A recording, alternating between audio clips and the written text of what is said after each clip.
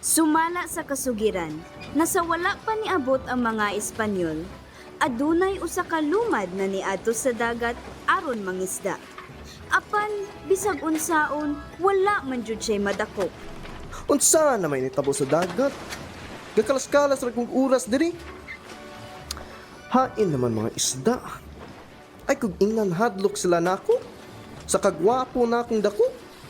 Nilabay ang panahon ug sa dihang nakabati siya og kabug-at sa iyang pukot. Iya kining gibitad ug nakakita siya og usa ka agipo. Unsa man ni? Dili man ni isda. Uy gamit.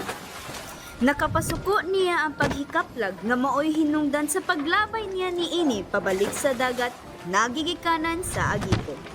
Apan nagpakita balik ang agipo sa lumad ug nagbalik-balik kini bisag kapila pa niya gilabay balik sa dagat. Kanina pud. Yawa. Wala na ba isda ng mga tubiga?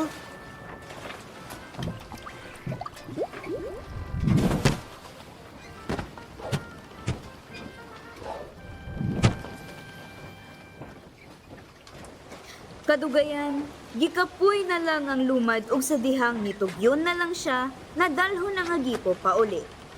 Niadtong higayuna, nikalitra og duol sa iyang barko ang tanan isda sa dagat sama sa salamangka. Unsa na may hitabo sa kalibutan? Usa kini nga milagro!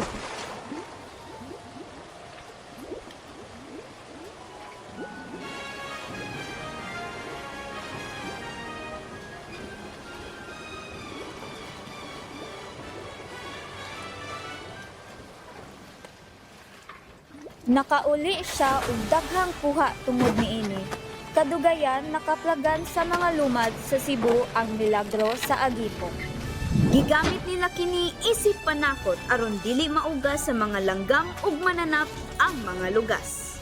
Inig-abot sa huwaw, ila na lang kining ituslog sa dagat ug moabot ra kuno ang ulan. Kini nga agipo nahimong idolo sa mga lumad, ilang Diyos sa grasya. Salamat sa grasya!